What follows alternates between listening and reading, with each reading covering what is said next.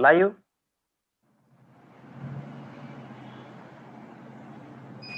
नमस्कार.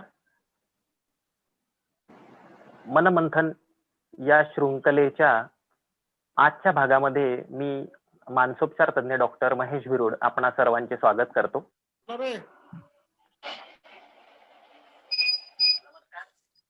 वागण्यातील बदल म्हणजेच फक्त मनोविकार असं सहजासहजी लोकांमध्ये समज असतो. परंतु मनोविकाराचे निदान करण्यासाठी काही वर्गीकरण पद्धती जगभरात वापरल्या जातात.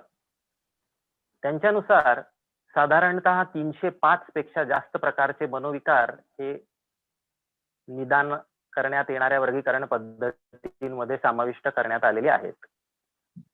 तर यावरून आपल्याला हे कळत असेल की फक्त वागण्यातले बदल म्हणजे मनोविकार नव्हे, तर त्या पलीकडेही अनेक प्रकार आहेत जे मनोविकारांमध्ये समाविष्ट करून घेतले जातात.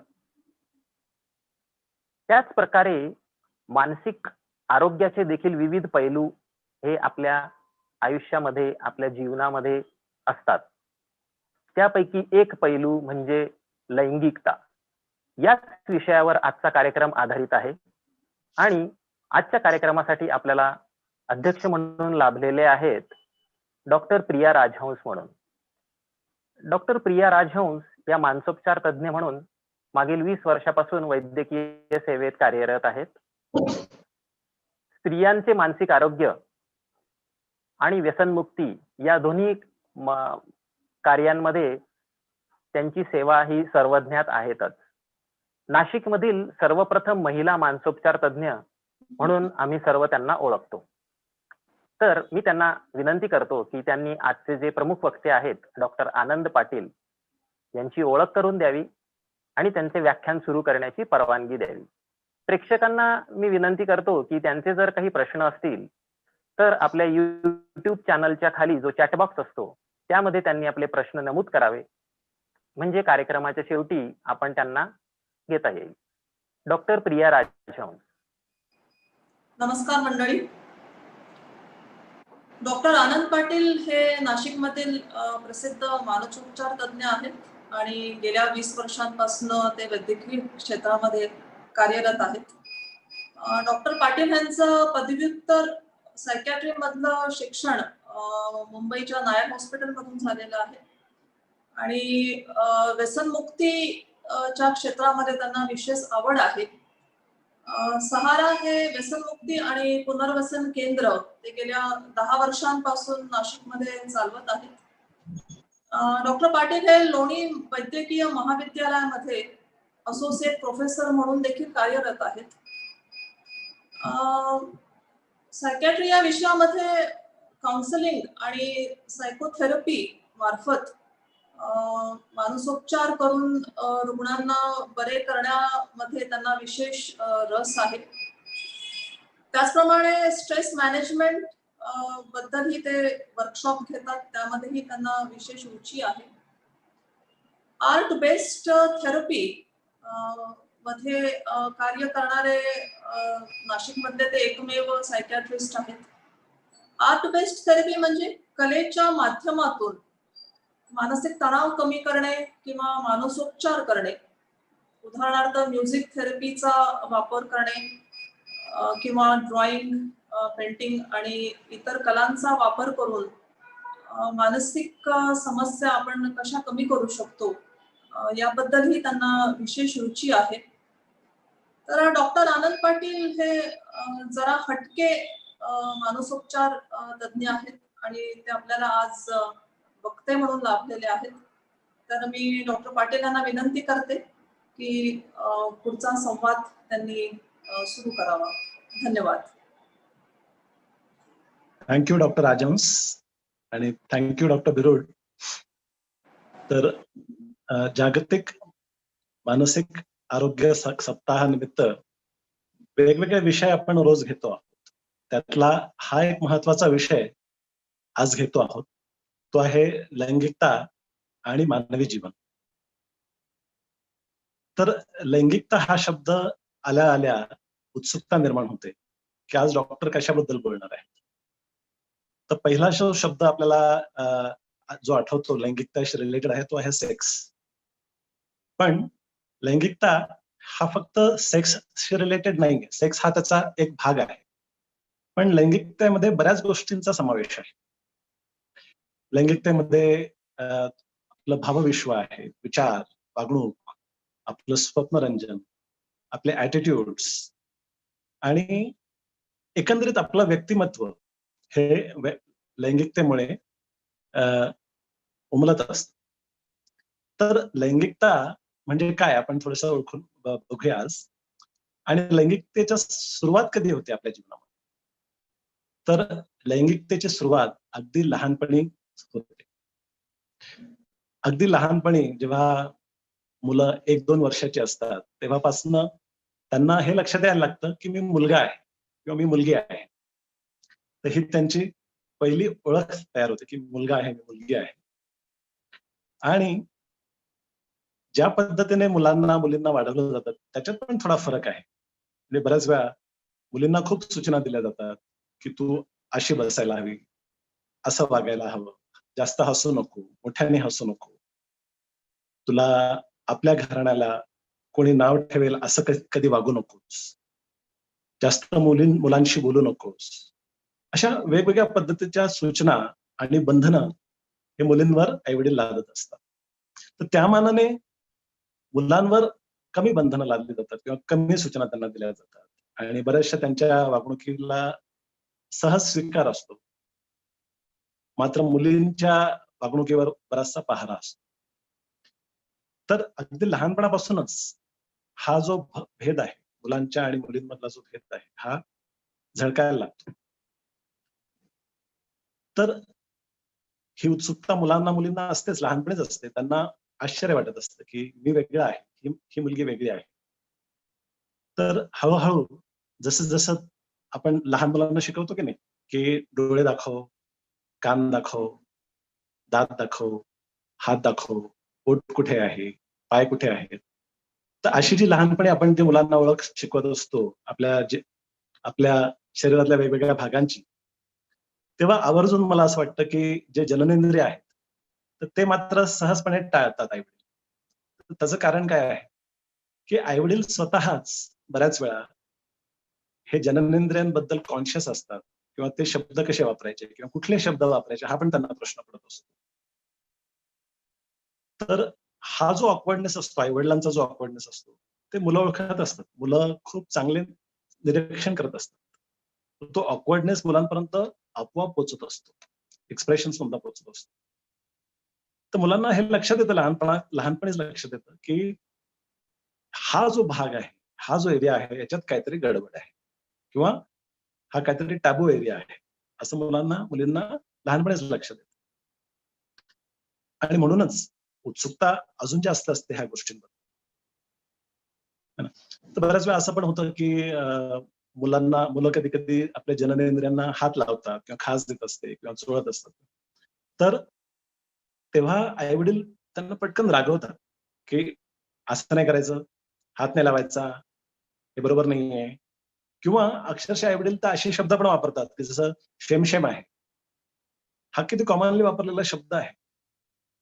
तर मुलांना हे सगळं रजिस्टर होत असतं, त्यांच्या मनात ह्या गोष्टींचा परिणाम होत असतो की ही काहीतरी गोष्ट शेमफुल आहे किंवा काहीतरी वर्ज आहे ह्या गोष्टीमध्ये, हे त्यांच्या मनात हळूहळू बिंबलं जात असतं. तर जसे जसे अजून मुलं मोठी होतात तर त्यांच्या मनात जे प्रश्न येतात, त्यांच्या मनात वेगवेगळे प्रश्न येतात. आता मुलांना लहान मुलं आवडत असतात तर त्यांच्या मनात सहज प्रश्न येतो की मुलं कुठून येतात? तर ते आईवडिलांना विचारतात.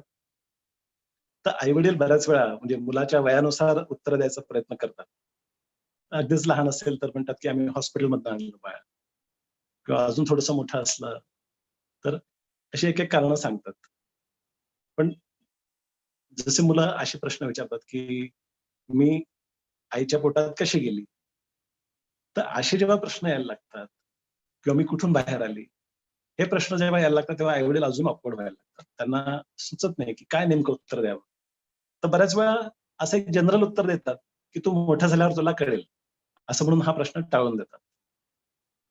तर परत मुलांच्या मनात अजून उत्सुकता निर्माण होते की अरे असं काय आहे की जे मला आता सांगता येत नाही. तर अशा पद्धतीने ह्या विषयाबद्दल अवास्तविक कुतूहल पण निर्माण होतं मुलांमध्ये. मग ते मुलं एकमेकांना विचारतात, मित्रांना विचारतात आणि त्या वयात किती नॉलेज असतं, कोणाला काय नॉलेज असतं, कोणी काय सांगतं, कोणी काय सांगतं, अशा पद्धतीने काही समज गैरसमज त्यांच्या मनात निर्माण होत राहतात. बऱ्याच वेळा असा अनुभव किती कॉमन आहे की आई वडिलांबरोबर सिनेमा बघतायत मुलं आणि एखादा लव्ह सीन येतो त्या सिनेमामध्ये, तर आई वडील पटकन तो सीन फॉरवर्ड करतात किंवा चॅनल चेंज करतात आणि ह्या गोष्टीची मुलांना पण इतकी सवय होऊन जाते की पुढच्या वेळेस जेव्हा असा एखादा सीन येतो त्यावेळेस मुलंच फॉरवर्ड करतात किंवा चॅनल चेंज करतात. तर अशा पद्धतीने काहीतरी गडबड आहे, ह्या गोष्टी मनावर बिंबल्या जातात.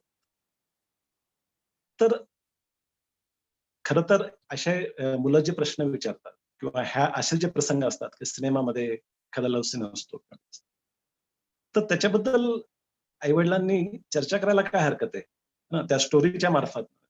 सिनेमातली एक स्टोरी असते, एक हिरो असतो, एक हिरोईन असते, त्यांचं प्रेम होतं, मग ते पुढे लग्न करतात किंवा त्यांना मुलं होतात तर अशी खूप वेगवेगळ्या संधी मिळत असतात आपल्याला मुलांच्या प्रश्नांना उत्तर देण्यासाठी किंवा त्यांना काय वाटतं हे जाणून घेण्यासाठी.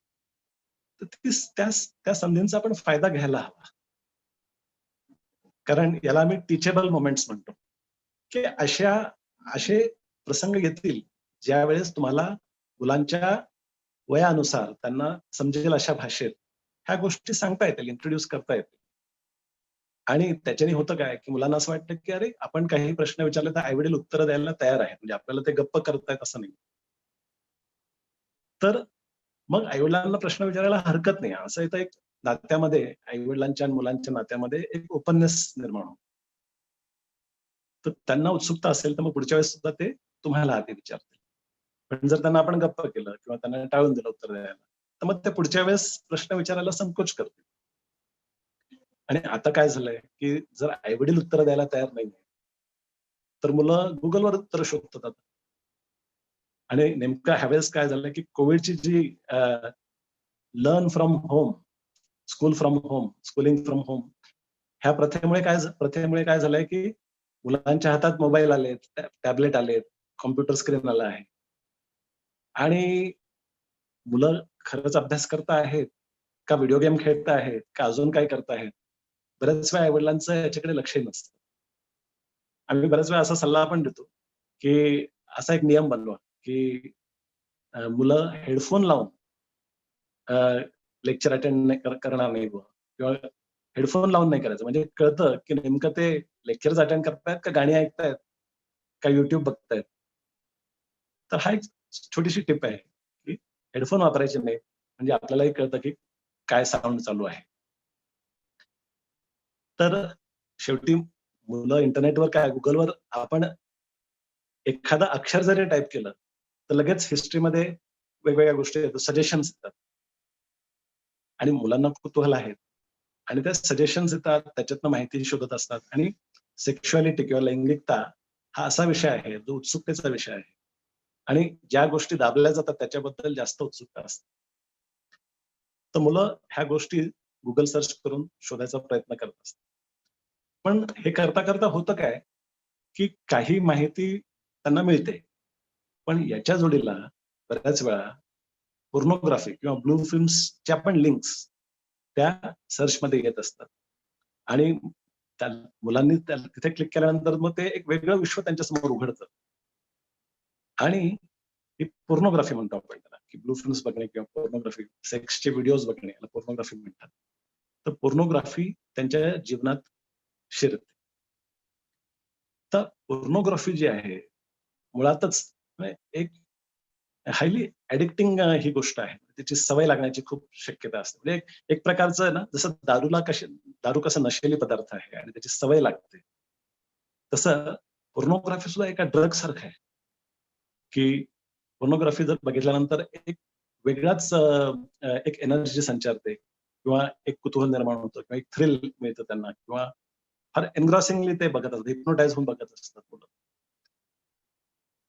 तर मग हे परत अजून बघायचंय, अजून बघायचं, मग चोरून बघायचंय, लपून बघायचंय, अशा पद्धतीने ही सवय सुद्धा काही मुलांना लागू शकते.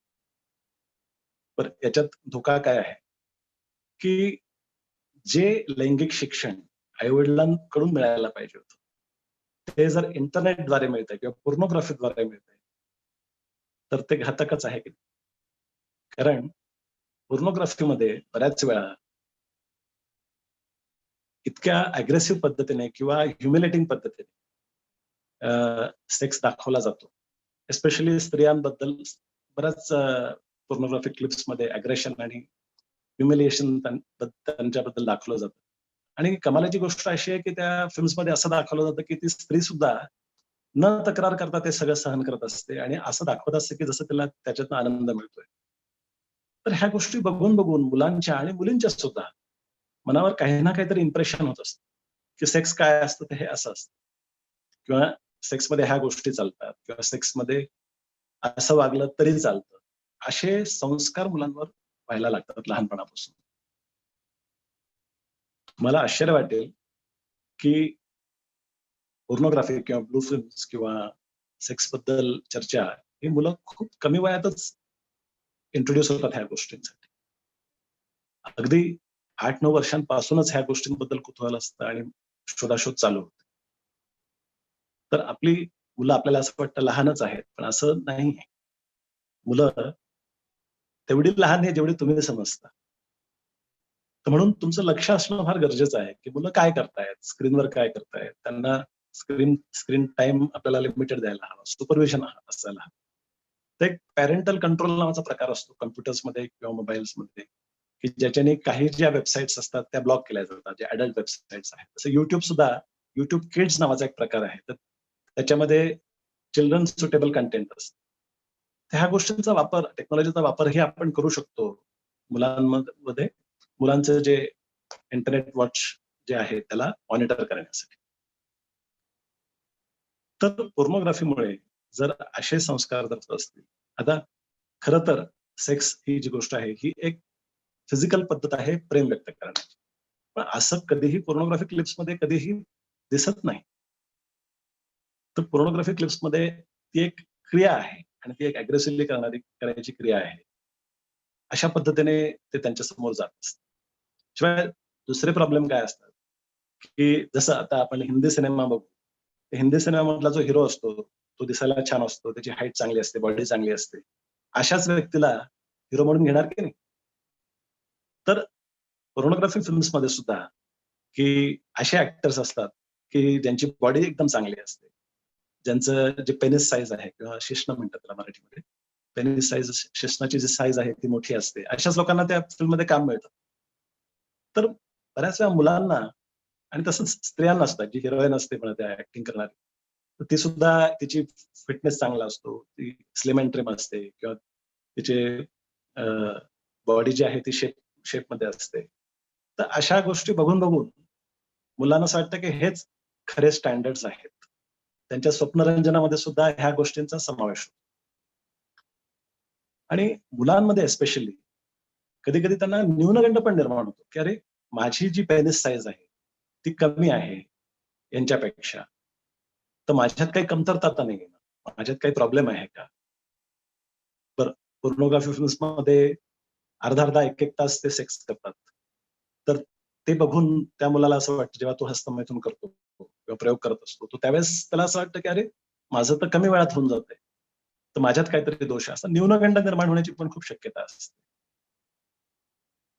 तर अशा पद्धतीने पोर्नोग्राफीमुळे अगदी कमी वयापासूनच जर न्यूनगंड त्या व्यक्तीच्या मनात आला, तर त्याच्या ओव्हरऑल कॉन्फिडन्स लेव्हलवर पण परिणाम होतो.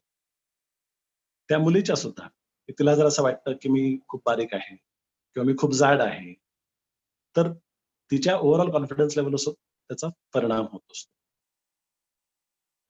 तर अशा पद्धतीने, ज्या पद्धतीने आजकाल टीव्हीवर सुद्धा दाखवलं जातं, फिल्म्समध्ये दाखवलं जातं किंवा पोर्नोग्राफी लवकर इंट्रोड्यूस होते लाईफमध्ये. तर मुलांची जी ग्रोथ आहे, मुलांची ग्रोथ सुद्धा फास्ट होते.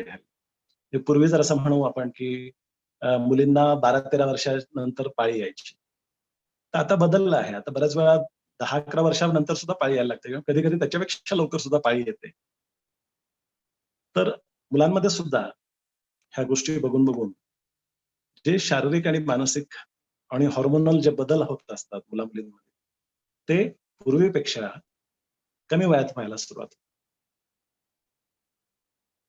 तर अशा पद्धतीने अगदी लहानपणापासून लैंगिकतेचा समावेश आपल्या जीवनात सुरू होतो. आता जनरली अशा सगळ्या गोष्टींना इंट्रोड्यूस झाल्यानंतर त्या भावना ज्या लैंगिक भावना ज्या आहेत, लैंगिक विचार जे आहेत, तर ते मनात आल्यानंतर उत्तेजना व्हायला लागते. तर मुलं मग त्याच्याशी रिलेटेड प्रयोग करायला सुरुवात करतात. जसं हस्तमैथून आहे. तर बऱ्याच वेळा ते स्वतःच डिस्कव्हर करतात, की आपल्या शरीराला हात लावता लावता त्यांच्या लक्षात येतं, की अरे इथे हात लावल्यानंतर आपल्याला प्लेजर मिळतं किंवा आनंद मिळतो. आणि ते डिस्कव्हर करतात बऱ्याच वेळा. कुठली ना कुठली पद्धत हस्तमैथुनाची डिस्कव्हर करतात. मुले सुद्धा. किंवा त्यांच्या मित्रमंडळी त्यांना सांगत असतात. त्यांच्यापेक्षा जे मोठे असतात, ते त्यांना त्यांच्या गप्पा ऐकून ते ह्या गोष्टी शिकत असतात. तर बऱ्याच वेळा हस्तमैथुनाची सुरुवात ही साधारण ह्या वयात सुरू होते. आता लहानपणापासून ह्या गोष्टीबद्दल मोकळी चर्चा झालेली नाही. आणि काहीतरी याच्यात गडबड आहे किंवा काहीतरी हे टॅबू टॉपिक आहे किंवा हा टॉपिक ओपनली डिस्कस करायचा नाही असा टॉपिक आहे, असं सगळं मनात बिंबलेलं असल्यामुळे नैसर्गिक ज्या इच्छा निर्माण होतात हस्तमैथून करायच्या किंवा आपली बॉडी एक्सप्लोर करायच्या ज्या नैसर्गिक इच्छा निर्माण होतात, तर त्याबद्दल नैसर्गिक असल्यामुळे ते करावंसं हे वाटतं आणि मनात ह्या गोष्टी बिंबलेल्या असल्यामुळे गिल्टी पण वाटतं किंवा शेमफुल वाटतं, की मी काहीतरी चुकतोय. तर अशा ह्या द्वंद्वामध्ये मुलं अडकतात.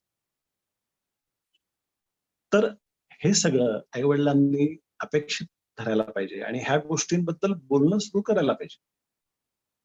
कारण मुलांमध्ये आई-वडिलांना ह्या गोष्टींबद्दल कसं विचारायचं आपण, याच्याबद्दल आधीच हेजिटेशन असतं. कारण लहानपणापासून त्यांना गप्पा करण्यात आलेलं असतं. तर मग करायचं काय? मग ते मित्रांना विचारतात किंवा इंटरनेटवर बघतात. तर हा जो गिल्ट आहे, हा कधी-कधी चुकीची माहिती मिळाल्यामुळे सुद्धा होत असतो. जसं काही पुस्तकं असतात, जी कॉमनली सर्क्युलेट होतात. जसं काही आयुर्वेदिक पुस्तकांमध्ये वीर्याबद्दलची माहिती असते, की वीर्यपतन याच्याने शक्तिनाश होतो किंवा वीर्यपतन झाल्यामुळे आपल्या शरीरातलं रक्त कमी होतं. अशा वेगवेगळ्या गोष्टी किंवा ब्रह्मचर्याचं पालन किती महत्वाचं आहे. तर अशा गोष्टी कधी-कधी अशी पुस्तकं मुलांच्या हाती लागतात आणि त्याच्यातनं पण तो गिल्ट अजून वाढत असतो. आणि नैसर्गिक इच्छा आणि गिल्ट ह्या द्वंद्वातनं बऱ्याच मुलांच्या, मुलींच्या मनावर परिणाम होत असतो. त्यांच्या कॉन्फिडन्स लेव्हलवर परिणाम होत असतो. त्यांच्या अ, वागण्या-बोलण्यावर परिणाम होत असतो. असं लक्षात येतं बऱ्याच की मुलं-मुली ना एका विशिष्ट वयात आल्यानंतर कमी बोलायला लागतात, अलिप्त राहायला लागतात. तर हे सगळे बदलांच्या मागे ह्या गोष्टी पण असू शकतात. बरं, ह्या विषयाबद्दल मोकळी चर्चा न झाल्यामुळे कधी-कधी असे कटू प्रसंग सुद्धा मुलांच्या जीवनात येतात, की त्याला सेक्स अब्यूज म्हणतात. चाइल्डहुड सेक्स अब्यूज म्हणतात. की तुम्हाला आश्चर्य वाटेल, की आपल्या आजूबाजूला, आपल्या ओळखीचे नातेवाईक किंवा मित्रमंडळी परिवारातले जवळच्या लोकांमधल्या बऱ्याच लोकांकडून आपल्या मुलांना धोका असू शकतो. ते असं म्हणतात, की साधारण 9 ते 10% मुलांना जवळच्या लोकांपासून कधी ना कधीतरी कुठलातरी लैंगिक अनुभव अ, अ, त्यांच्यावर लादला जातो. छोट्या-मोठ्या प्रकारचा किंवा आणि त्यांना हे समजतही नसतं, की हे काय आहे किंवा बरोबर आहे का चुकीचं आहे किंवा ती चर्चा करायची सवय नसते. यांना ह्या गोष्टीला काय म्हणतात हे पण माहीत नसतं. म्हणून सांगायचं कसं आई-वडिलांना हे पण समजत नसतं. आणि बऱ्याच वेळा तर जे जवळची लोकं असतात, तर ते अशा पद्धतीने ह्या गोष्टी करत असतात, जसं काय आपण एक खेळ खेळू आणि तू जर असा खेळ खेळला तर मी तुला चॉकलेट देईन किंवा तर अशा पद्धतीने ते केलं जातं, की मुलांना कधी-कधी समजतही नाही, की काय चाललंय. त्यांना असं वाटतं, की तो खेळच असतो वगैरे. तर म्हणून ह्या सगळ्या गोष्टींबद्दल आई-वडिलांनीच मुलांबरोबर चर्चा करणं किती महत्वाचं आहे हे तुमच्या लक्षात आलेलं असेल. बरं. अजून मुलं मोठी होतात तर जसे जसे शरीरात बदल होतात, तर हॉर्मोन लेवल्सवर बदल होतात, शरीरात बदल होतो, भावनांमध्ये बदल होतो. तर तसं तसं अ, वयात आल्यानंतर मुलांना परलिंगी किंवा समलिंगी व्यक्तींबद्दल आकर्षण सुद्धा वाटायला लागतं. ही पण नॅचरल प्रोसेस आहे. आणि आपल्या सिनेमात आहेतच ज्याच्यात लव्ह स्टोरीज असतात किंवा आपण आजूबाजूला बघतो, इतरांचं बघतो किंवा वर्गात असं पण होतं की आता म्हणजे माझा मुलगा जेव्हा 7वीत होता, त्यावेळेस तो म्हणायचा की बाबा हमारे क्लास में 10 लोगों का अफेयर है. एक लड़का है उसका तो 3 बार अफेयर हो गया है अभी तक. 3 बार ब्रेकअप हो गया है. ह्या गोष्टी अ, फार कमी वयात सुरू होतात आजकाल शाळेमध्ये. तर हे आकर्षण आहे का याला प्रेम समजायचं किंवा नाती कशी असली पाहिजे? नात्यांमध्ये नातं नाती कशी फुलवायला हवी? नात्यांकडे बघण्याचा दृष्टिकोन कसा असला पाहिजे? बरं, जसं जसं नातं घडत होत जातं, वाढत जातं, तसं तसं पुढे काय काय गोष्टी घडू शकतात. ह्या सगळ्या गोष्टींबद्दल कोण सांगणार मुलांना? तर सगळ्यात जवळचे आई-वडीलच आहेत, की त्यांनीच ह्या गोष्टी कुठल्या ना कुठल्या बहाण्याने हे विषय काढायला हवे. जसं मी आधी पण म्हणालो, की मला जसं सिनेमाची स्टोरी आहे, तर त्याच्याबद्दल चर्चा करता करता अशी चर्चा होऊ शकते, की अरे हे हिरो हिरोईन आले, भेटले आणि त्यांना एकमेकांकडे बघितलं आणि त्यांना प्रेम झालं. तर लव्ह ॲट फर्स्ट साइट म्हणजे असा प्रकार असतो का? असं त्यांना आपण जर विचारून बघितलं, तर त्यांची मतं आपल्याला कळू शकतात. त्यांना काय माहिती आहे हे आपल्याला कळल्यानंतर मग आपण काय सांगायचं? म्हणजे अशी ही चर्चा मुलांबरोबर करायला सुरुवात करायला हवी. आणि त्या त्या संधी जेव्हा मुलं प्रश्न विचारतात, त्या संधींचा पूर्ण फायदा घ्यायला. कारण आपल्यालाच मुलांना घडवायचंय. जसं आपण बाकीच्या गोष्टी मुलांना शिकवतो. रोड कसा क्रॉस करायचा शिकवतो. कपडे कसे घालायचे शिकवतो. अभ्यास कसा करायचा शिकवतो. गाणं कसं म्हणायचं. एखादा एखादा खेळ स्पोर्ट्स कसा अ, खेळायचा, क्रिकेट कसं खेळायचं शिकवतो. तसं लैंगिक शिक्षण पण तेवढंच महत्वाचं आहे. कारण लैंगिक शिक्षणाचा किंवा लैंगिकतेचा त्या मुलाच्या पर्सनॅलिटी ग्रोथवर परिणाम डायरेक्टली होतो.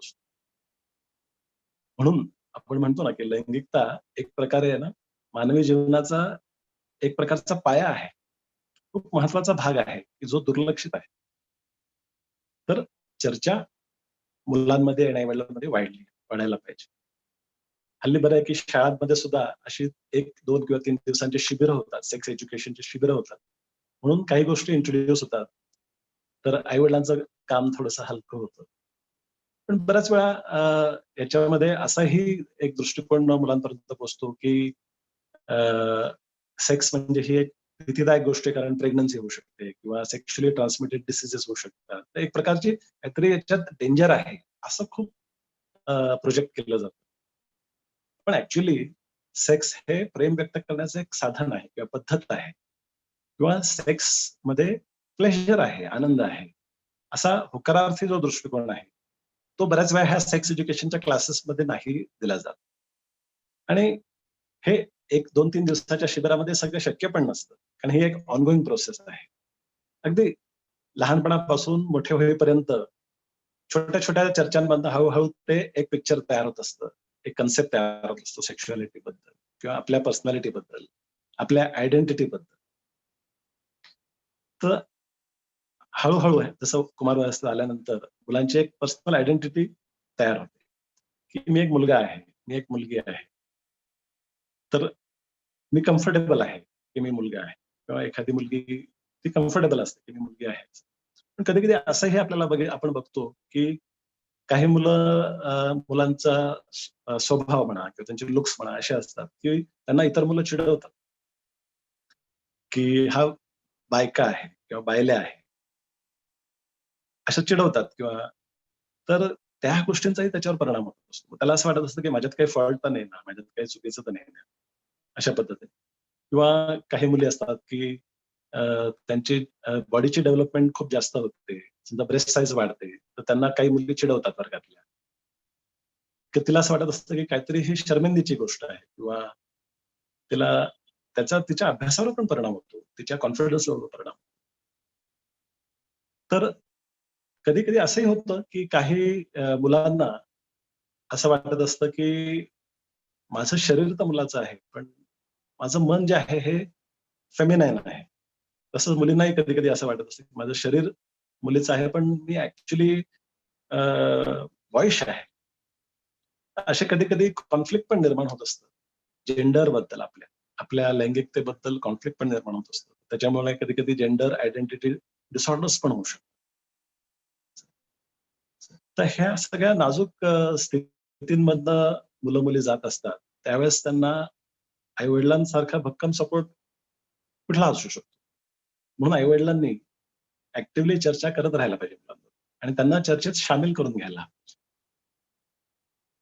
तर थोडं अजून मोठे झाल्यानंतर जसं मी म्हणालो की अ, अ, आधी जर ह्या सगळ्या चर्चा झालेल्या असेल, तर मग जेव्हा ऍक्च्युली मुलं रिलेशनशिपमध्ये येतात, की त्यांना कोणीतरी खरंच खूप आवडायला लागतं, त्यांना त्यांच्याबद्दल प्रेम वाटायला लागतं, त्यांचं रिलेशनशिपमध्ये जेव्हा इन्व्हॉल्व्ह व्हायला लागतात, तर त्यावेळेस जर त्यांचे कन्सेप्ट जर क्लिअर असतील, त्यांचा दृष्टिकोन चांगला असेल, होकारार्थी असेल, तर ती नाती चांगल्या पद्धतीने त्यांना निभावता येतात. हे महत्वाचं आहे. तर ह्या सगळ्या गोष्टींबरोबर हे पण महत्वाचं आहे, की ह्या ज्या वेगवेगळ्या प्रकारच्या भावना ज्या उत्पन्न होतात, तर त्या कशा हँडल करायच्या, हे पण मुलांना शिकवणं फार गरजेचं आहे. कधी-कधी असं होतं, की मुलं-मुली रिलेशनशिपमध्ये असतात, पण त्यांचे वय अल्लड असतं, भांडणं होतात, ब्रेकअप होतो. तर कधी-कधी दोघांपैकी एक व्यक्ती जी असते, तर ती जास्त डिस्टर्ब होते. त्यांना रिजेक्शनचं फिलिंग येतं किंवा माझ्यात काहीतरी कमतरता आहे अशी फिलिंग येते आणि त्या भावनांमधनं ते हँडल कशा करायच्या त्यांना नीट माहीत नसतं. तर म्हणून वेगवेगळ्या प्रकारच्या ज्या भावना आहेत, त्या कशा हँडल करायच्या हे सुद्धा लैंगिकतेच्या शिक्षणातच यायला पाहिजे. कारण जसं मी आधी म्हणालो, की लैंगिकता फक्त सेक्स नाहीये, तर बऱ्याच गोष्टी त्याच्यात समावेश आहे त्यांचा. बरं. तर लहानपणापासून जो मुलं आणि मुलींमध्ये मधला जो भेद सारखा-सारखा दाखवला जातो, तर त्याच्यामुळे जसं मुलांचं मुलींकडे बघण्याचा जो दृष्टिकोन आहे, तर तो एक विशिष्ट प्रकारे बनतो. मुलींचे काही मुलांबद्दलचे पूर्वग्रह, समज तयार होतात. तर त्या गोष्टींचा पण त्यांच्या जीवनावर परिणाम होत असतो. त्यांच्या चॉईसवर परिणाम होत असतो. त्यांच्या नात्यांवर परिणाम होत असतो. तर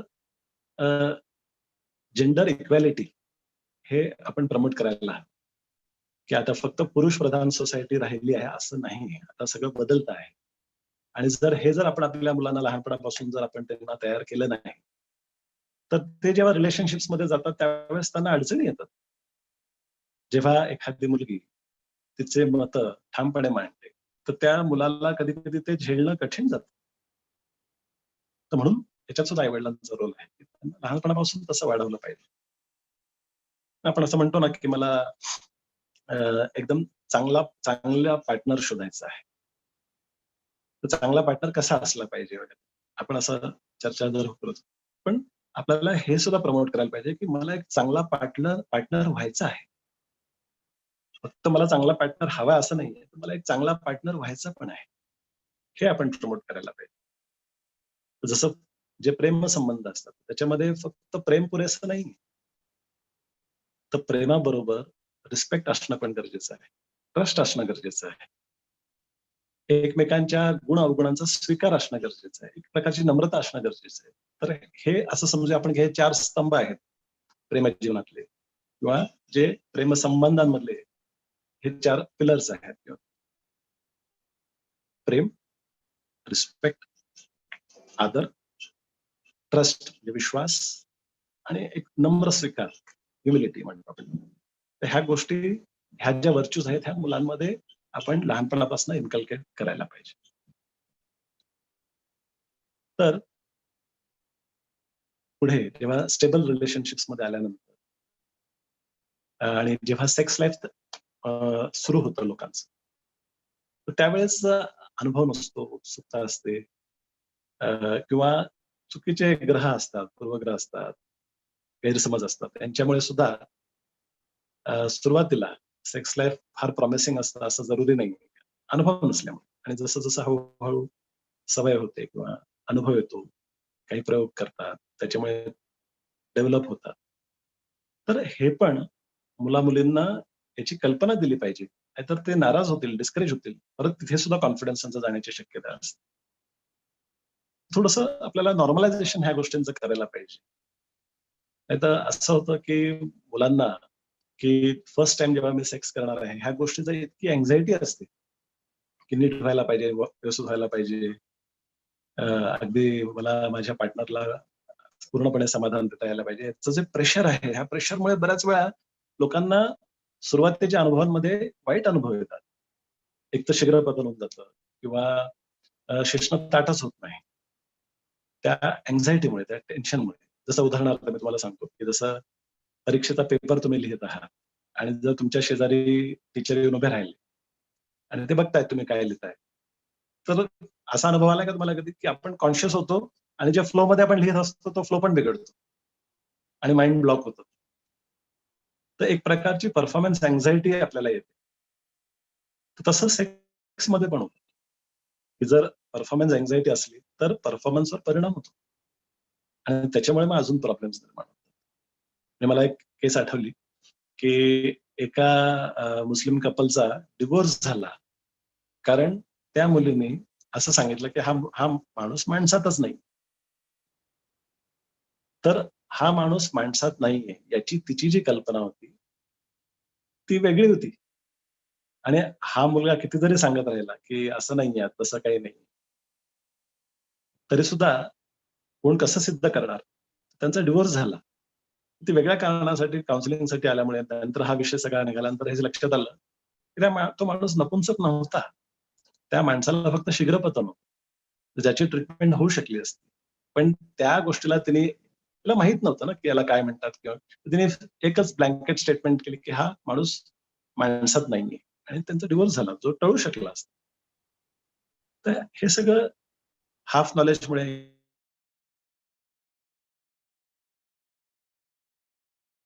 तर जेव्हा सेक्स लाईफ सुरू होतं, तर त्यावेळेस काही पॅटर्न्स डेव्हलप होतात.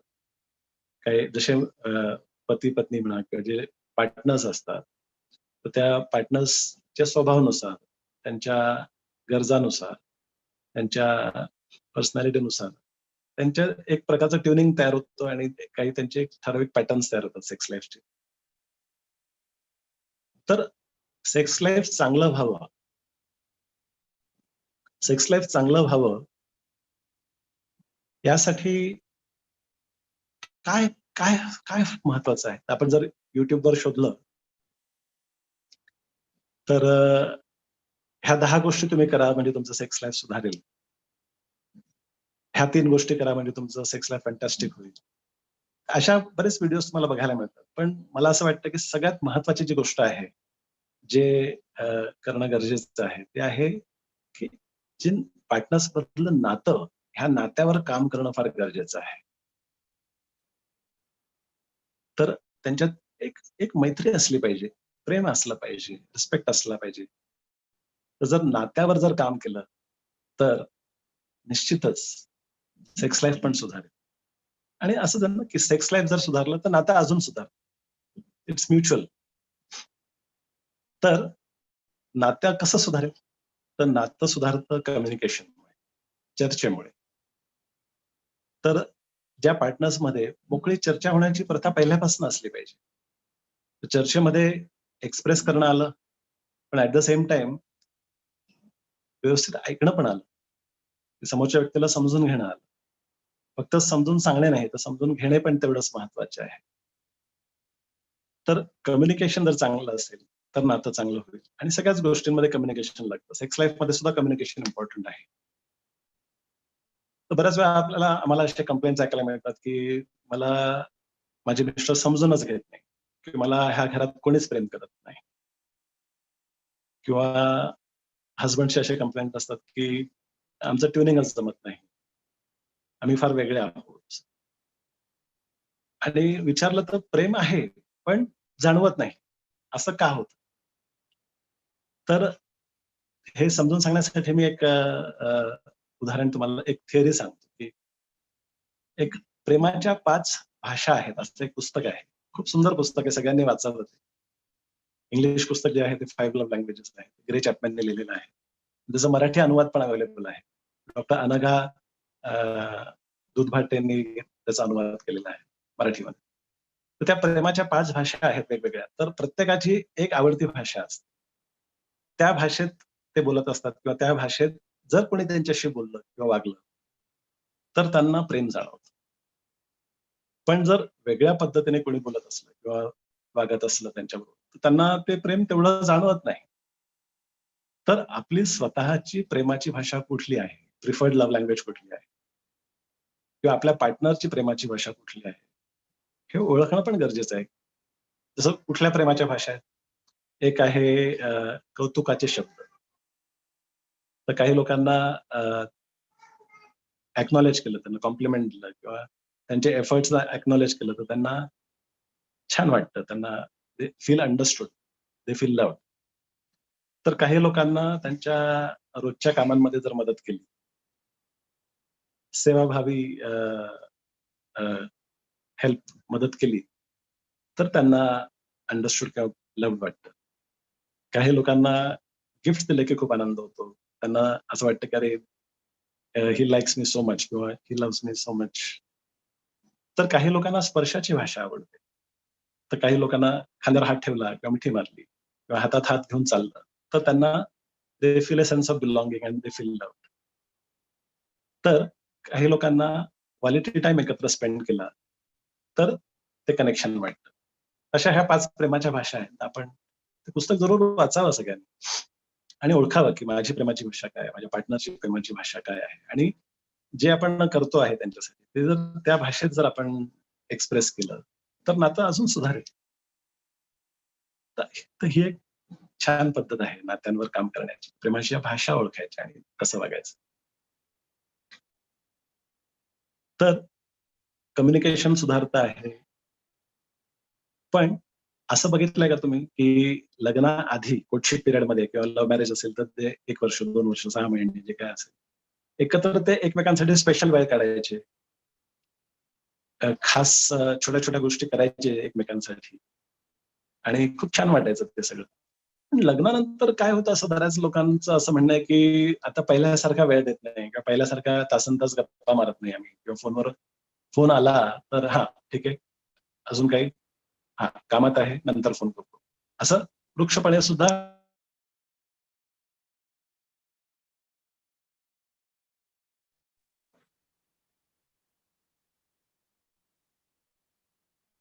हॅलो, येतोय आवाज? हो सर, येतोय आवाज. अच्छा. आपण चालू ठेवा. हो, हो. तर अशा पद्धतीने लग्नानंतर नेमकं काय होतं, की जसं जी गोष्ट आपल्याकडे नसते, त्या गोष्टीबद्दल खूप आकर्षण असतं. जसं एखादा मोबाईल फोनचा नवीन मॉडेल आला, तर आपण ते त्याचे फीचर्स बघतो, स्पेसिफिकेशन बघतो आणि आपल्याला असं वाटतं, की अरे कधी घेऊ तो मोबाईल मी? आणि तो मोबाईल घेतल्यानंतर 10-15 दिवस त्याचं खूप कौतुक असतं. त्यावेळेस अगदी आपण त्याच्या स्क्रीन सांभाळतो, त्याला स्वच्छ ठेवतो, हे करतो. आणि काही दिवसानंतर काय होतं, इतकं त्याला इझिली हँडल करतो आपण किंवा रफली हँडल करतो. कधी बेडवर असंच टाकतो आपण, विचार न करता. तर ही काय वृत्ती आहे माणसाची, की जे मिळत नाही त्याच्याबद्दल आकर्षण वाटतं आणि जे मिळाल्यानंतर त्याची किंमत कमी होऊन जाते. तर ह्या गोष्टीचं आत्मपरीक्षण आपण करायला हवं, की असं नको व्हायला. याच्याने निश्चित दुरावा निर्माण होतो लोकांना. तर एकमेकांना गृहीत धरायला नाही पाहिजे. कारण ठीक आहे, मिसेस आहे, तिच्याशी मी कधी पण बोलीन. आता मला मित्रांना वेळ द्यायचा आहे. तर असं आपण गृहीत धरणं सोडायला हवं. तर कुणाला माहित नाही उद्या काय होणार आहे, परवा काय होणार आहे, आपण किती दिवस आहोत नाही. तर प्रत्येक क्षण जो आहे तो आपण चांगल्या पद्धतीने जगता यायला पाहिजे आपल्याला. आपल्या जवळच्या लोकांची आपण किंमत ठेवायला पाहिजे. ते जे आपल्यासाठी करतात ते अॅक्नॉलेज करायला पाहिजे. कॉम्प्लिमेंट करायला पाहिजे. त्यांच्या फीलिंग्सची काळजी घ्यायला पाहिजे. त्यांना रिस्पेक्ट द्यायला पाहिजे. ह्या सगळ्या गोष्टी खूप महत्त्वाच्या आहेत. ज्याच्याने नातं चांगलं तयार होतं. आणि जसं मी म्हणालो, की चांगलं नातं असलं, की सेक्स लाईफ पण चांगलं होण्याची शक्यता असते. आणि चांगलं कम्युनिकेशन असेल, तर सेक्स लाईफमध्ये सुद्धा कम्युनिकेशन खूप इम्पोर्टंट असतं.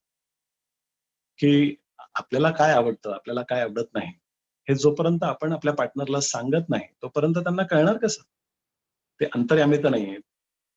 म्हणून मोकळेपणाने बोलता यायला पाहिजे, मोकळेपणाने एक्सप्रेस करता यायला पाहिजे आणि आपल्या पार्टनरला आपण प्रोत्साहन पण द्यायला पाहिजे मोकळेपणाने बोलायसाठी, समजून घेण्यासाठी.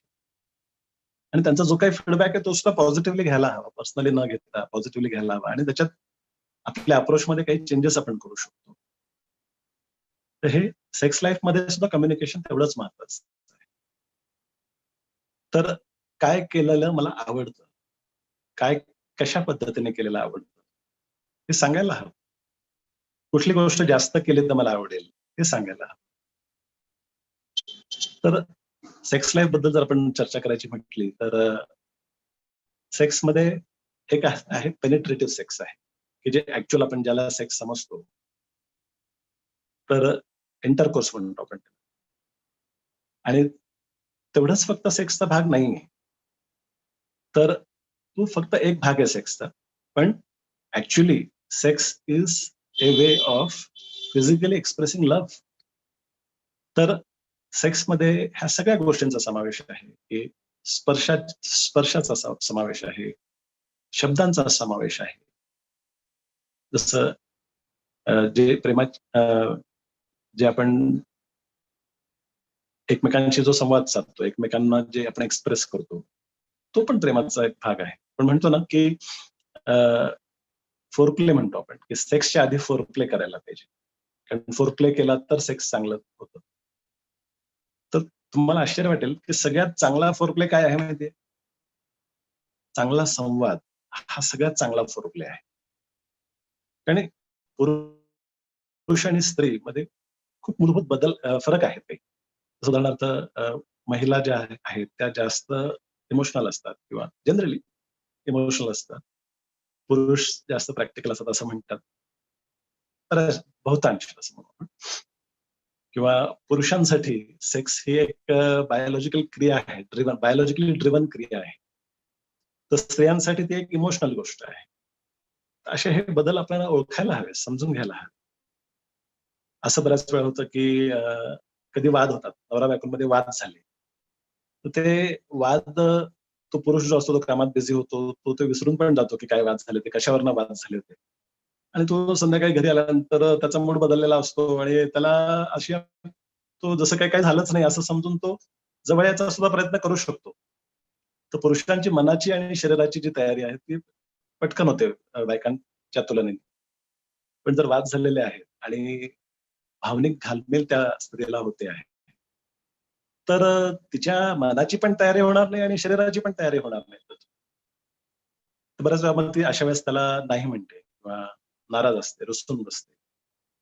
पुरुष कधी कधी त्या गोष्टीचे वेगळे अर्थ काढतो. त्याला फिलिंग ऑफ रिजेक्शन येतं की अरे माझा अपमान केला यांनी किंवा हिला काही इंटरेस्टच नाही किंवा ही अशीच आहे तशीच आहे, असे वेगवेगळे अर्थ काढले जातात आणि त्या नात्यामध्ये अजून दुरावा निर्माण होतो. तर हे पुरुषांना समजायला हवं की जोपर्यंत ज्या गोष्टीमुळे वाद झाले तो इश्यू आपण हँडल केला नाही तोपर्यंत स्त्रीला पुढे पाऊल टाकायला कठीण जातं. तर तेच जर चर्चा झाली आणि तो इश्यू सॉल्व्ह झाला, तर मग त्या स्त्रीला एक क्लोजनेस जाणवतो, इंटिमसी जाणवते. भावनिक इंटिमसी खूप महत्वाची आहे. तर शारीरिक इंटिमसी अजून चांगली होऊ शकते स्त्रीसाठी आणि पुरुषांसाठी सुद्धा. तर हा एक फार महत्वाचा फरक आहे पुरुषांमध्ये आणि स्त्रियांमध्ये. दुसरा एक महत्वाचा जो फरक आहे तो आहे की पुरुष लवकर उत्तेजित होतात आणि स्त्रिया ज्या आहेत त्यांना उत्तेजित व्हायला वेळ लागतो. तर म्हणून बऱ्याच वेळा काय होतं की जेव्हा सेक्स लाईफ मध्ये पुरुष लवकर उत्तेजित झाल्यामुळे ते इंटरकोर्स लवकर सुरू करतात आणि तोपर्यंत स्त्री उत्तेजित झालेली नसते म्हणून तिला त्रास सुद्धा होतो कधी कधी. कारण नीट उत्तेजित न झाल्यामुळे योनीमध्ये जो ओलावा असतो तो पुरेसा नसतो. म्हणून कधी कधी घर्षणामुळे त्रास पण होतो स्त्रियांना आणि मग त्यांना तो जो अनुभव असतो तो नकोसा व्हायला लागतो. आणि बऱ्याच वेळा असंही होतं की पुरुष लवकर उत्तेजित झाले तर त्यांचं समाधान पण लवकर होऊन जातं, त्यांचं वीर्यपतन लवकर होऊन जातं. आणि वीर्यपतन झाल्यानंतर काय होतं की सडनली त्यांचा मूड ड्रॉप होतो, इच्छा कमी होते आणि काही पुरुष तर लगेच दुसरीकडे तोंड करून झोपूनही जातात किंवा आपल्या दुसऱ्या कामाला लागतात आणि त्या स्त्रीचं समाधान राहून जातं. तर हे सुद्धा कम्युनिकेट करायला पाहिजे किंवा हे समजून घ्यायला की हा जो प्रवास आहे, हा जो सेक्सचा जो प्रवास आहे, तर तो आपल्या एकट्याच्या समाधानासाठी नाहीये, तर आपल्या दोघांच्या समाधानासाठी आहे. ही सेन्सिटिव्हिटी दोघांना असली पाहिजे. तर बऱ्याचदा जसं आपण म्हणतो की स्त्रियांना उत्तेजित व्हायला अ, वेळ लागतो म्हणून फोरप्ले जास्त करायला पाहिजे. फोरप्ले जास्त केल्यामुळे मग त्या पुरेशा उत्तेजित झाल्यामुळे मग त्यांचं समाधान सुद्धा पुरुषाबरोबर होऊ शकतं. किंवा असंही होतं की प्रत्येक वेळेस टायमिंग मॅच होणार नसतं. तर जर पुरुषाचं समाधान आधी झालं, तर तिचं समाधान कसं करून द्यायचं याचं नॉलेज ही पुरुषाला असायला हवं. कारण एकदा वीर्यपतन झाल्यानंतर लिंगातली जी ताठरता ती कमी होऊन जाते म्हणून ऍक्च्युअल पेनिट्रेटिव्ह सेक्स करणं कठीण होऊन जातं. तर अशा वेळेस जसं हस्तमैथुनामध्ये त्या आपल्या पार्टनरचं समाधान करून देता येतं. तर हस्तमैथुनाद्वारे जर आपल्या पार्टनरचं समाधान करून द्यायचं असेल, तर त्यासाठी काय आपल्याला माहिती असायला हवं की आपल्याला असे शरीरातले कुठले भाग आहेत की जे सेन्सिटिव्ह आहेत टचसाठी किंवा सेक्शुअल प्लेसाठी, हे आपल्याला ओळखायला हवं. तर डॉक्टर मानस ती स्क्रीन शेअर करता का तुम्ही? तर एक तुम्हाला एक बेसिक नॉलेज आहे तर ते तुम्हाला मी देतो की ज्याला एरोजनस झोन्स म्हणतात. हा, डॉक्टर भिरुड किंवा डॉक्टर मानस एक पॉवर पॉइंट स्क्रीन शेअर करा.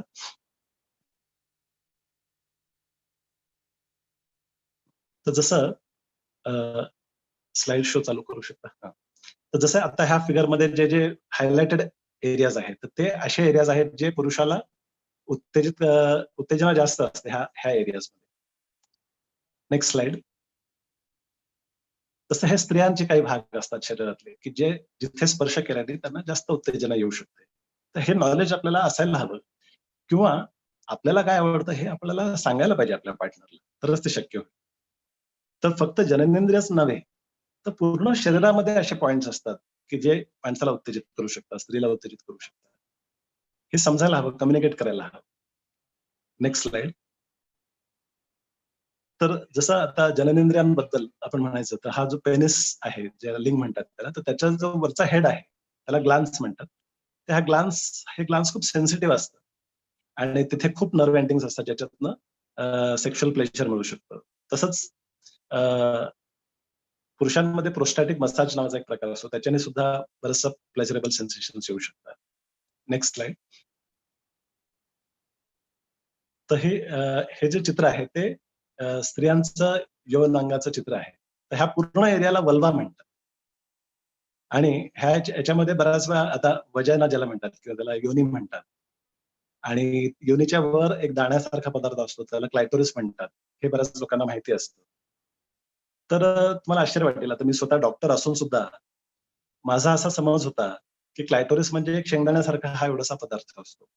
आणि बऱ्याच लोकांना असं वाटतं, मला असं वाटतं. पण नंतर जेव्हा मला त्याचं इन डेप्थ नॉलेज मिळाल्यानंतर लक्षात आलं की अ, तो जो दाण्यासारखा जो प्रकार जो बाहेर दिसतो आपल्याला, तो तेवढाच नाहीये. तर तो खूप मोठा प्रकार असतो जो अवयव आहे जो लपलेला आहे. Next slide. तर क्लायटोरिस जे आहे जे क्लायटोरल ग्लान्स आपण जे म्हणतो तेवढंच आपल्याला बाहेरनं दिसत असतं, पण आतमध्ये इतका मोठा तो कितीतरी पटीने मोठा असा तो ऑर्गन आहे किंवा अवयव आहे. तर दिस इज अ गुड न्यूज. कारण जेवढा मोठा अवयव आहे तेवढा आपल्याला स्कोप वाढतो ना, की त्याला स्पर्श देऊन उत्तेजित करण्यासाठी, मसाज देण्यासाठी किंवा सेक्स प्ले साठी आपल्याला तेवढा स्कोप वाढतो. तर ही गोष्ट बऱ्याच लोकांना माहीतच नसते. आणि तुम्हाला लक्षात येईल की जो पूर्ण वल्वाचा जो भाग आहे, तर तो वल्वाच्या खाली वेगवेगळे पार्ट्स आहेत क्लायटोरिसचे, हे पण लोकांना माहीत नसतं. तर म्हणून फक्त वजायनल इंटरकोर्स किंवा जसं वजायनामध्ये समोरच्या बाजूने, आतल्या बाजूने जी स्पॉट असतो, तर ते बऱ्याच लोकांना माहिती असतं किंवा एक ए स्पॉट असतो, जो सर्व्हिक्स जवळ असतो. एवढं माहिती असतं, पण क्लायटोरिस इतका मोठा आहे हे माहीत नसतं. तर वल्वाचे जे आउटर लिप्स असतात, इनर लिप्स असतात, तर त्याच्या खाली क्लायटोरसची बॉडी असते. तर तो सगळा एरिया सगळा सेन्सिटिव्ह असतो. तर त्याचा तो एक्सप्लोर करायला हवा. तर ह्या गोष्टींमुळे स्त्रीला जे लैंगिक सुख मिळण्याची शक्यता खूप वाढते. तिचं अराउजल वाढतं, तिचे डिझायर वाढू शकते, तिला ऑर्गॅझम मिळण्याची शक्यता वाढू शकते. तर हे याचा निश्चितच सगळ्यांनी अभ्यास करायला हवा आणि वापर करायला पाहिजे ह्या नॉलेजचा. अच्छा, ठीक आहे. हे प्रेझेंटेशन स्क्रीन शेअरिंग ऑफ केलं तरी चालेल. तर जसं मी म्हणालो, की समजा पुरुषाचं लवकर झालं, तर त्यांनी त्याच्या पार्टनरचं समाधान करण्यासाठी हे वेगवेगळे प्रयोग तो करू शकतो. तर वेगवेगळ्या पद्धतीने वल्वाला स्पर्श केल्यानंतर स्त्रीला समाधान मिळू शकतं. एक सिंपल टिप आहे, की हे जे स्पर्श असतात, ते जर तुम्ही एखादं मॉइश्चरायझर वापरून किंवा लुब्रिकंट, वॉटर बेस्ड लुब्रिकंट वापरून जर तुम्ही हे स्पर्श केले, तर ते स्पर्श खूप सुंदर पद्धतीने करता येतात. ते एक सिंपल टेक होम मेसेज आहे, की किंवा उदाहरणार्थ जसं आपण सेक्स टॉयज बद्दल आपण ऐकलं असेल. पण आपल्याला माहित नाही की सेक्स टॉयज मिळतात कुठे.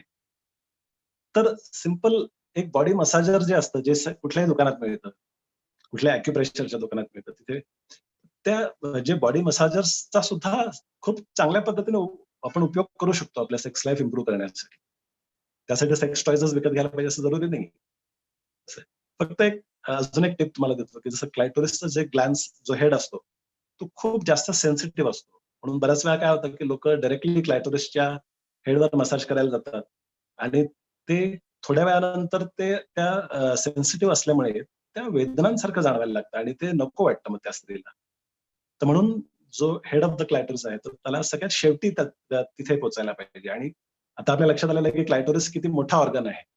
तर त्या क्लायटोरिसचे जे इतर भाग आहेत, त्यांच्यावर कॉन्सन्ट्रेट करायला आणि शेवटी हेड ऑफ द क्लायटोरिसकडे वळायला. अशा सिंपल गोष्टींचं जर आपण लक्ष दिलं, तर आपलं सेक्स लाईफ खूप सुधारू शकतो. तसंच सेक्स झाल्यानंतर किंवा दोघांचं समाधान झाल्यानंतर आणि असं जरुरी नाही, की प्रत्येक वेळेस समाधान होईल. कधी समाधान होईल, कधी नाही होणार, कधी कमी होईल, कधी जास्त होईल. तर हे सगळं नॉर्मल आहे. तर त्याबद्दल काही नाराज होण्याची गरज नाही किंवा असं. तर त्यानंतर जो वेळ असतो त्याला आम्ही आफ्टर प्ले म्हणतो. तो आफ्टर प्ले खूप महत्वाचा असतो. कारण सेक्स झाल्यानंतर बऱ्याच नवरा बायकोंना अशी घाई असते. त्यांच्या मनात अशी लिस्ट असते कामांची. मला हे करायचंय, ते करायचं, हे करायचं, कामवाली बाई येणार आहे, हे ते. तर तो आफ्टर प्लेचा जो भाग बऱ्याच वेळा ते स्किप करतात. तर अशा वेळेस मग काय होतं, की तो एक सुंदर ते मोमेंट्स असतात, की तुम्हाला एवढी जवळीक साधलेली असते. आणि सेक्शुअल ऍक्टिव्हिटी केल्यामुळे खूप वेगवेगळ्या प्रकारचे हॉर्मोन्स तुमच्या बॉडीमध्ये सिक्रेट होत असतात. जसे एन्डॉर्फिन्स असतात किंवा ऑक्सिटोसिन नावाचा एक हार्मोन असतो. तर तो सिक्रेट होत असतो. त्याच्यामुळे काय असतं, की बॉन्डिंग वाढतं. पार्टनर्स मधलं बॉन्डिंग वाढतं, जवळीक वाढते.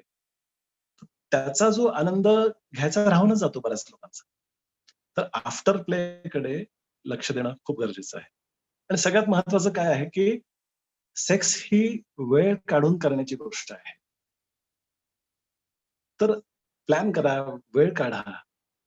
तर तुम्हाला चांगल्या पद्धतीने सेक्स करता येईल आणि त्याचा आनंद घेता येईल.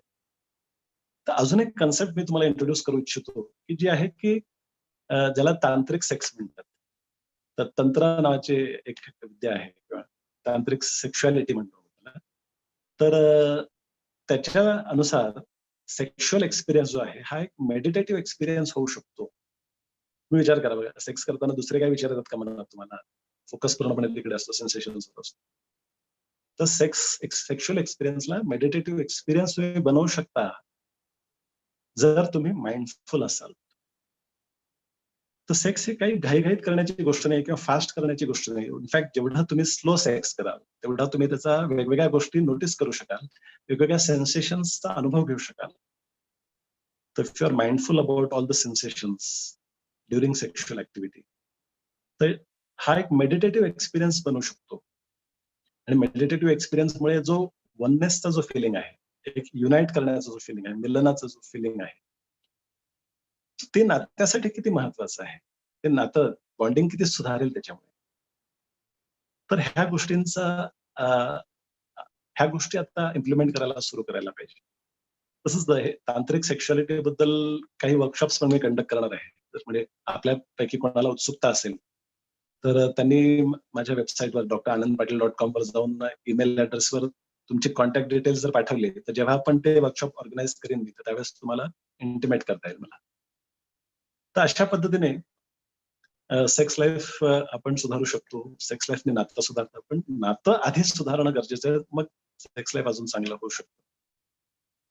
तर जसं जसं आपण वय वाढतं, वयस्कर होत जातो, तर काही लोकांमध्ये आध्यात्मिक कल निर्माण होतो. तर कधी कधी असं होतं की अध्यात्मामध्ये किंवा आपले कोणी स्पिरिच्युअल गुरुज असतात किंवा रिलिजियस गुरुज असतात, ते त्यांचे कन्सेप्ट कधी कधी तुम्हाला सांगतात आणि आपण त्यांना मानतो म्हणून आपण ते कधी कधी ब्लाइंडली फॉलो करतो कन्सेप्ट. ते ब्रह्मचर्याचं महत्व सांगतात किंवा जास्त क्रेविंग नको, अटॅचमेंट नको, थोडस वैराग्य येईल असं, अशा गोष्टी चांगल्या असतात. अशा काही कन्सेप्ट ते इंट्रोड्यूस करतात आणि आपण बरेच लोक त्याला ब्लाइंडली फॉलो करतात. तर त्याच्यामुळे सुद्धा बऱ्याच लोकांच्या जीवनावर परिणाम होत असतो, त्यांच्या बॉन्डिंगवर परिणाम होत असतो, त्यांच्या रिलेशनशिपवर परिणाम होत असतो. किंवा असे कन्सेप्ट असतात की आता वय झालं, मुलं मोठी झाली, आता कशाला सेक्स करायला हवं. तर हे सगळे कन्सेप्ट आहेत ऍक्च्युली. तर असं वयाची काही त्याला मर्यादा नाही. आणि जर ही चर्चा जर नीट चांगली करता आली, हे सगळं कन्सेप्ट जर क्लिअर करता आले, तर दीर्घकाळ सेक्स लाईफ चालू राहू शकतं. अगदी मरेपर्यंत सेक्स लाईफ चालू राहू शकतं. ऑफकोर्स पेनिट्रेटिव्ह सेक्सच करायला पाहिजे असं नाही, कारण सेक्शुअलिटीमध्ये बऱ्याच गोष्टींचा समावेश आहे. हक करणं, किस करणं, हातात हात धरणं, हे पण सेक्शुअलिटीचा भागच आहे. आणि नात्यांना एक प्रकारे खतपाणी घालण्याची पद्धत आहे. तर हे आपल्याला जर आपले हे ऍटिट्यूड्स जर नैसर्गिक निसर्गाला धरून जर आपण चाललो, मला वाटतं प्रॉब्लेम येणार नाही. म्हणजे काही उधारचे कन्सेप्ट आपण घेतो, आपल्याला ते पचत पण नसतात तरी आपण ते फॉलो करायचा प्रयत्न करतो. असं करण्यापेक्षा वेळ आल्यावर होईल. म्हणजे जर तुमची ती स्टेज आली, वेळ आली, तर तुमचं ब्रह्मचर्य सहजपणे सुद्धा होईल. पण ते जबरदस्ती स्वतःवर लादून घेणं किंवा आपल्या पार्टनरवर लादून घेणं योग्य नाही असं मला पर्सनली वाटतं. तर वेळ आल्यावर होईल ते आपोआप. जबरदस्ती करू नये असं माझा डेफिनेटली सल्ला आहे. तर अशा पद्धतीने आपण वेगवेगळ्या गोष्टींबद्दल आज चर्चा केली आणि मला वाटतं काही गोष्टी तुमच्या लक्षात आल्या असतील, काही प्रश्न तुमच्या मनात असतील, तर आपण त्याच्यासाठी पण थोडा वेळ द्यायला हवा. आणि आपले जे दोन्ही तज्ञ डॉक्टर आपल्या बरोबर आहेत, डॉक्टर महेश बिरुड आहेत आणि डॉक्टर प्रिया राजहंस आहेत, तर त्यांची पण आपल्याला प्रतिक्रिया ऐकायला हवी. त्यांचे अनुभव किंवा त्यांच्याकडनं आपण काही शिकायला हवं. तर over to Mahesh and Priya.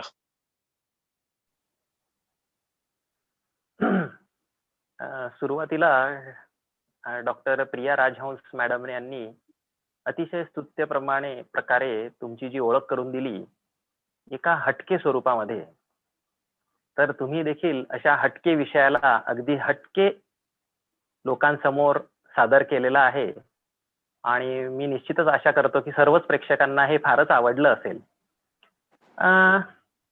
Doctor Priya राजहंस यांच्याकडे वळताना मी त्यांना थोडंसं फिमेल सेक्शुअलिटी म्हणजे स्त्रियांमधील लैंगिकता याबद्दल प्रेक्षकांना मार्गदर्शन करावे अशी त्यांना मी विनंती करतो.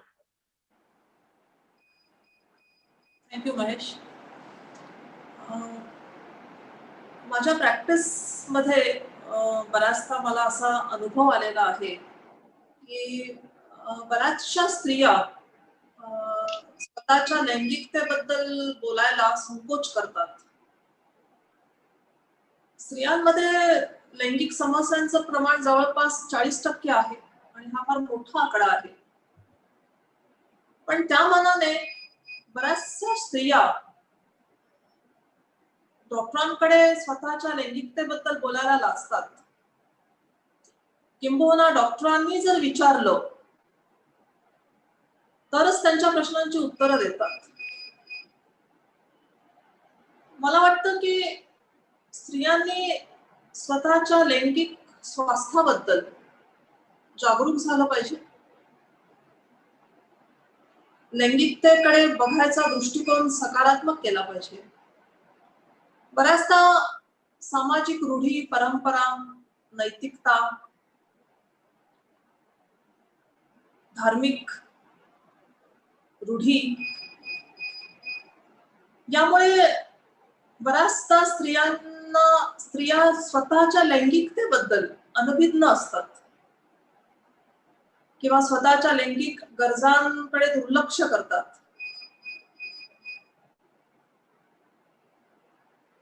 वैवाहिक जीवनामध्ये सेक्स ही एक ड्युटी आहे, हे एक कर्तव्य आहे, नाहीतर नवरा नाराज होऊन जाईल. या मानसिकतेच्या पलीकडे स्त्रियांनी गेलं पाहिजे आणि स्वतःच्या लैंगिक स्वास्थ्याचा विचार केला पाहिजे.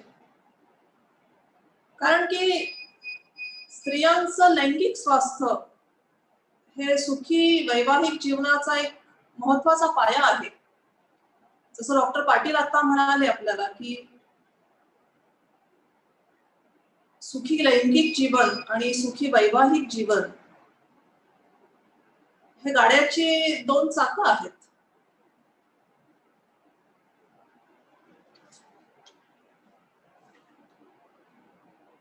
तर स्त्रियांनी स्वतःच्या लैंगिक स्वास्थ्याबद्दल बोलायला शिकलं पाहिजे. लज्जा, शरम, संकोच बाजूला ठेवून त्याबद्दल मोकळेपणे चर्चा करता आली पाहिजे. तुम्ही तुमच्या जवळच्या मैत्रिणीशी बोला, एखादी बहीण असेल तर बहिणी बरोबर बोला, आणि जर कोणीच नसेल तर डॉक्टरांशी बोला, पण बोला.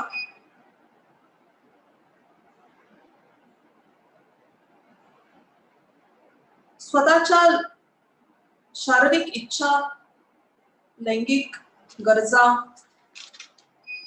लैंगिक सुखाच्या संकल्पना याबद्दल आवर्जून विचार करा आणि त्याबद्दल आपल्या पार्टनर बरोबर किंवा पती बरोबर त्याबद्दल चर्चा करा.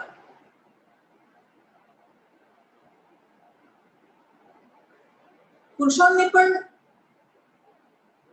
स्त्रियांच्या इच्छा, त्यांच्या गरजा, त्यांच्या अपेक्षा जाणून घेतल्या पाहिजेत.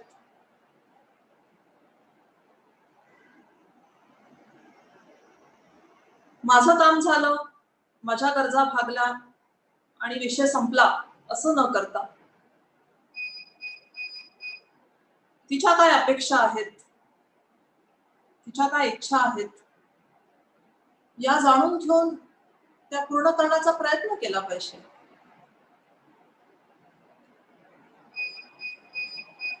असं आढळून आलेलं आहे की ज्या स्त्रिया लैंगिक जीवनामध्ये स्वस्थ असतात त्यांचा आत्मविश्वास किंवा त्यांचा सेल्फ कॉन्फिडन्स हा इतर स्त्रियांच्या मानाने कितीतरी पटीने जास्त असतो.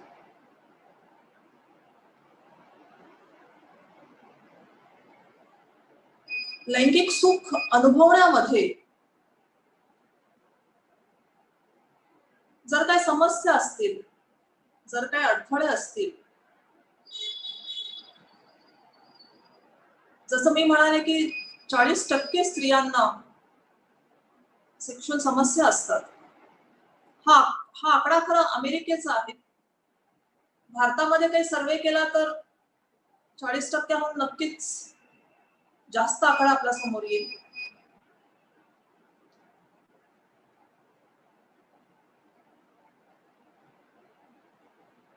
तर मी थोडक्यामध्ये स्त्रियांना असं संबोधन करू इच्छिते की बी कॉन्फिडंट, स्वतःच्या लैंगिक गरजा, इच्छा याबद्दल जागरूक राहा, स्वतःच्या लैंगिक स्वास्थ्याची काळजी घ्या आणि गरज वाटेल तर डॉक्टरांचा किंवा मानसोपचार तज्ञांचा सल्ला जरूर घ्या. धन्यवाद. डॉक्टर महेश. फिमेल सेक्सुअलिटी किंवा स्त्रियांमधील लैंगिकता याबद्दल अतिशय सोप्या भाषेमध्ये तुम्ही प्रेक्षकांना समजावून सांगितलेच आहे. आता आपल्याकडे प्रेक्षकांचे काही प्रश्न आले आहेत. त्यातले काही आपण ऑलरेडी डॉक्टर प्रिया राजहंस मॅडम आणि डॉक्टर आनंद पाटील यांनी आपल्या व्याख्यानामध्ये कव्हर केलेलेच आहेत. पण जे थोडेफार आहेत घेण्यासारखे, तर मी त्याबद्दल तुम्हाला विचारू इच्छितो, की बघा आपण पेपरमध्ये, टीव्हीमध्ये वारंवार हा भाग बघत असतो, लैंगिक अत्याचाराबद्दल. आणि त्यामध्ये जो व्हिक्टिम असतो, म्हणजे ज्याने सोसलेला असतो अत्याचार, त्याचे सायकियाट्रिक काउन्सिलिंग होतं, त्याचं सायकियाट्रिक इव्हॅल्युएशन होतं. परंतु जो परपेट्रेटर आहे, ज्याने अत्याचार केलेला आहे, त्याच्या मानसिकतेबद्दल उघडपणे कोणीच बोलत नाही किंवा त्याचे सायकियाट्रिक इव्हॅल्युएशन होत नाही. तर त्याच्या मानसिकतेबद्दल आपण प्रेक्षकांना काय सांगाल? डॉक्टर पाटील. हा, खूपच ज्वलंत विषय आहे. कारण भारताला असं मानलं जातं, भारताला पूर्ण विश्वात रेप सगळ्यात जास्त रेपचा जो इन्सिडेन्स आहे तो भारतात आहे. ही खूप शर्मिंदगीची गोष्ट आहे की आपल्या देशामध्ये आपल्याला वारंवार आपण पेपरमध्ये बघत असतो, रेपच्या, असॉल्टच्या अशा बऱ्याच केसेस येत असतात. आणि मेजॉरिटी ऑफ द केसेस ज्या आहेत त्या ऑलमोस्ट ऑल पुरुषांनी स्त्रियांवर केलेले हे अत्याचार असतात. जसं मी ह्या व्याख्यानाच्या सुरुवातीला सांगितलं की पोर्नोग्राफी जे कमी वयापासून आपण बघत असतो, तर त्याच्यामध्ये ज्या पद्धतीचं अग्रेशन दाखवलं जातं किंवा ज्या पद्धतीचं ह्युमिलिएटिंग वागणूक जे स्त्रियांबद्दल दाखवली जाते, तर ह्या गोष्टी पुरुषांच्या मनावर परिणाम करत असतात आणि त्यांना तसं करायची इच्छा होत असते किंवा त्याच्यात त्यांना असं वाटतं की याच्यातच जास्त एक्साइटमेंट असेल, असं अशी त्यांची कल्पना असते. म्हणून ह्या गोष्टींना ते रेप करायसाठी किंवा जबरदस्ती करण्यासाठी ते प्रवृत्त होत असतात. तर डेफिनेटली हे जे रेप करणारी जे व्यक्ती असतात, तर त्यांचं डेफिनेटली सायकियाट्रिक इव्हॅल्युएशन सुद्धा करायला हवं. आणि असं पण बघितलं गेलेलं आहे की ज्यांना लहानपणी सेक्शुअल अब्यूज झालेलं असतं, तर ते सुद्धा इतरांवर तसे अत्याचार करण्याची शक्यता जास्त असते. तर त्याचा हे सगळा इव्हॅल्युएशन होणं फार गरजेचं आहे. काही लोकांना इम्पल्स कंट्रोल डिसऑर्डर्स असतात, मानसिक आजार असतात, ज्याच्या इन्फ्लुएन्समध्ये लोक असं वागत असतात किंवा नशेली पदार्थ जे असतात, जसं दारू आहे किंवा कोकेन आहे, गांजा आहे, ह्या गोष्टींच्या प्रभावाखाली सुद्धा लोक असं वागतात. तर ते सुद्धा मानसिक आजारच आहेत. तर मुळापर्यंत जायला हवं, उपचार करायला हवे. आणि सगळ्यात महत्वाचं आहे की हे जे ह्युमन सेक्शुअलिटी बद्दल प्रशिक्षण समाजामध्ये व्हायला हवं, की ज्याच्यामुळे ह्या गोष्टी टळू शकतात. येस महेश.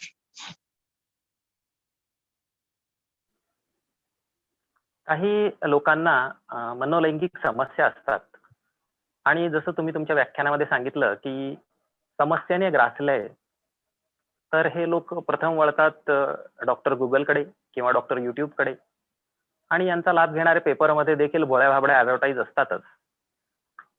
खरोखर व्याधीने ग्रासलेले असतात, त्यांना औषधांची गरज असते, परंतु औषधांबद्दल मनात भीती देखील असते. तर अशा लोकांना तुम्ही काय मार्गदर्शन कराल? तो खूप प्रॅक्टिकल प्रश्न आहे. कॉमनली आपल्याला ह्या गोष्टी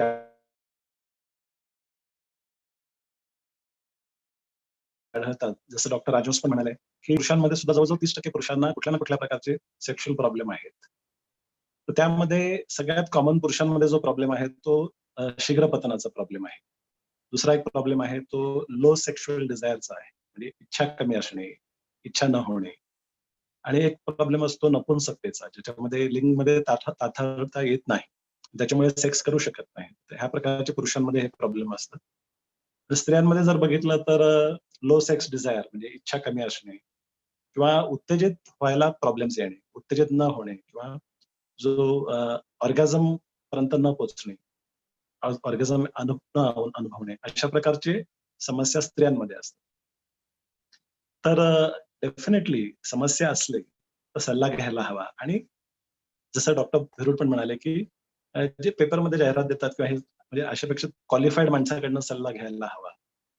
बऱ्याच वेळा एक वॉर्निंग म्हणून तुम्हाला जसं सांगतो की काही भोंदू डॉक्टर जे असतात तर ते ऍक्च्युली भीती घालतात लोकांच्या मनात. एवढी भीती घालतात की ती व्यक्ती कितीही पैसे खर्च करायला तयार होईल आणि ते लुटत असतात त्यांना बऱ्याच वेळा. तर योग्य सल्ला मिळणं गरजेचं आहे. त्यासाठी योग्य सुशिक्षित डॉक्टर जसे मानसोपचार तज्ञांचा हा विषय आहे, सेक्शुअलिटी, सेक्स थेरपी, त्यांच्याकडे जाणं गरजेचं आहे. आणि ज्या काही मनात शंका आहेत की काही औषधांचे साईड इफेक्ट होतील का किंवा काही त्रास होईल का किंवा मी याच्यावर अवलंबून तर नाही होऊन जाणार, हे सगळ्या प्रश्नांची उत्तरं डॉक्टर देतील तुम्हाला. तर डॉक्टरांबरोबर पण मोकळी चर्चा करणं गरजेचं आहे. येस महेश. तर अतिशय सोप्या भाषेमध्ये आज आपण हा विषय हाताळलात. मला असं वाटतं बऱ्याचशा पालकांसाठी देखील YouTube वरील आपला हा व्हिडिओ एक मार्गदर्शक ठरेल. त्यांच्या मुलांशी त्यांनी या विषयावर कसं वागावं, कसं बोलावं याबद्दलही त्यांना निश्चित मार्गदर्शन मिळेल. मोलाचे मार्गदर्शन अगदी सोप्या भाषेत केल्यामुळे मी डॉक्टर आनंद पाटील आणि डॉक्टर प्रिया राजहंस या दोघांचे आभार व्यक्त करतो. त्याचबरोबर मोठ्या संख्येने हा कार्यक्रम आपण बघितलात आणि याला साथ दिली त्याबद्दल प्रेक्षकांचे देखील आभार मानतो. कार्यक्रमाच्या यशस्वीतेसाठी ज्यांनी मोलाचे कार्य केले असे आमचे नाशिक मानसोपचार संघटनेचे सदस्य यांचे देखील मी आभार मानतो आणि कार्यक्रम समाप्तीची घोषणा करतो. धन्यवाद.